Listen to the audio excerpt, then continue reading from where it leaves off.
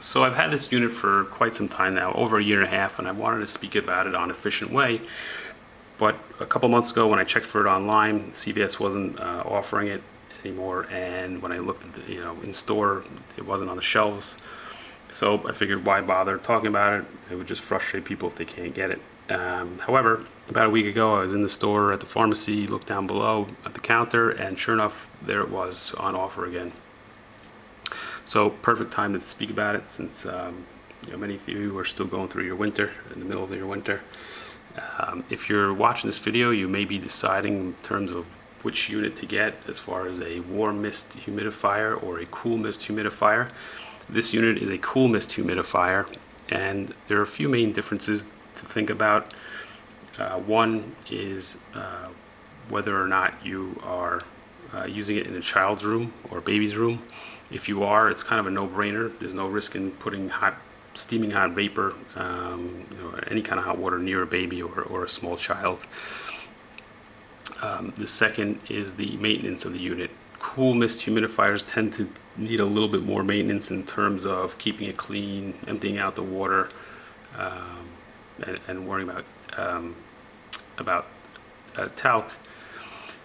And the third is just to think about in terms of the conditions. If you're already like in a hot office where you can't control the temperature, or you're in an apartment building where you really don't have that much control over the temperature, it's either the hot, the heat is either on or off, and it gets very, very hot. You may want that cool, refreshing mist as opposed to more hot steam vapor, which generally does add to the temperature in the room. But both are designed to help you with everything from your passageways, which means your sinuses, your throat. This will prevent dry eyes if you wear contact lenses. This will help prevent headaches because it moistens your nasal passages. And it even helps. I've had experiences where in my bedroom, my leather belts were getting dried because I had the heat on in there all day. I didn't have any source of moisture in there, and sure enough, it was ruining my belts. So dry air can be very damaging to your physical objects as well as your body. And I forgot to mention the most important, which is after a month of dry air, your skin will start to look like a lizard. But anyway, these do the job. And this model in particular, why do I want to speak about it? Because this thing is basically a workhorse. I've been very impressed with it. It was very moderately priced. It was, I don't know, about $30 or less. Plus, you get, as I always speak about, the 25 or 20% off coupons from CVS, as compared to some of the more expensive models. I'd argue that it's no frills in the sense that, this is the top of the unit. You can't pivot the output if you want to move the direction. You have to physically move the unit. Not a big deal. It does come or has an automatic shut-off switch, which means it senses when it's run out of water, and it will automatically turn off the motor, which is obviously important. It will not shut off electricity to the unit. The unit will stay on. However, you won't damage the motor without the water in it.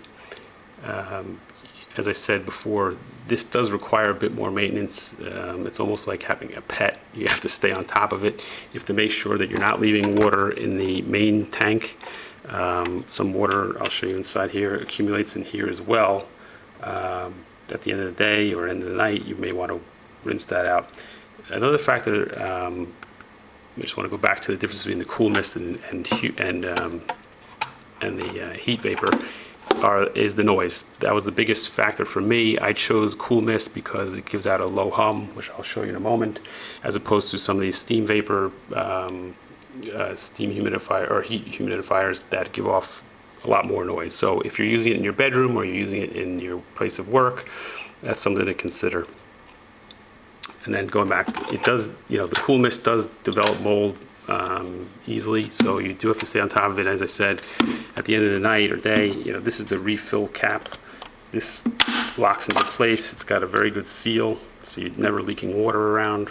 But if you don't empty this main barrel out at the end of the day, or at least leave this open at night when you're done using it, you can develop mold inside. Same thing with the inside of the unit as I showed you before. I use, and it's generally recommended to use either purified water or distilled water. I use my basically filtered water, because if you use distilled water, you got to buy that from the store, which not to save money, but you'd be constantly buying bottles of water. This unit holds 1.3 gallons, and it's supposed to saturate the air for about 150 square feet. Now, there's no reason you can't use it, and I do. In a bigger area, you just won't be able to saturate the whole area.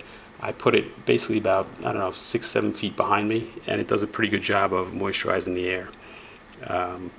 Anyway, let me show you how it works.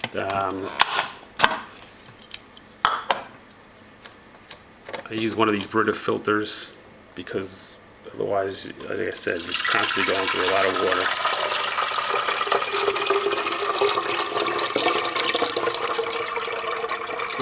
The unit will last. Now, if you go according to the box, it'll say like 20 hours, but that's on a low emission.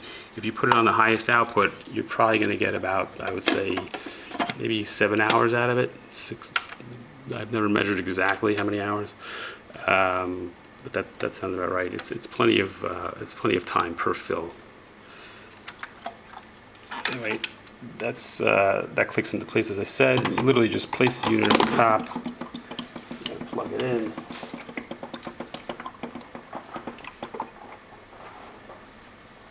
Switch it on, and it literally fires right up.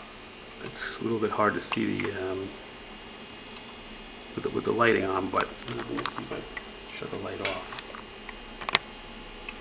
You can see a lot more, and you can see the hum, or you can hear the hum rather as well. There's a green light to let you know that the unit is on. And by the way, the camera is only about a foot away from the unit, which is why the hum may sound a little bit louder. But generally, it becomes white noise. You don't really hear it. So if you're working or you're sleeping, it's not going to disturb you. Yeah, I mean, that's the unit in a nutshell. The output is probably goes a good 2 feet up in the air, if not more, and it kind of drops out. So you want to have it on a ledge. You don't really want to put it on a table. I try to put it on either a high table or a nightstand, just so it has somewhere to go, as it tends to fall. That's really about it. I mean, it's a simple unit. It just does the job really well, and that's why I was very happy with it, and I wanted to speak about it. As I said, I use it for 12 hours a day, not a problem. It's still going, and it's helped me. So I hope it helps you. And if you have any questions, definitely write in the comments. As always, I will get back to you as soon as possible. Thanks for joining me.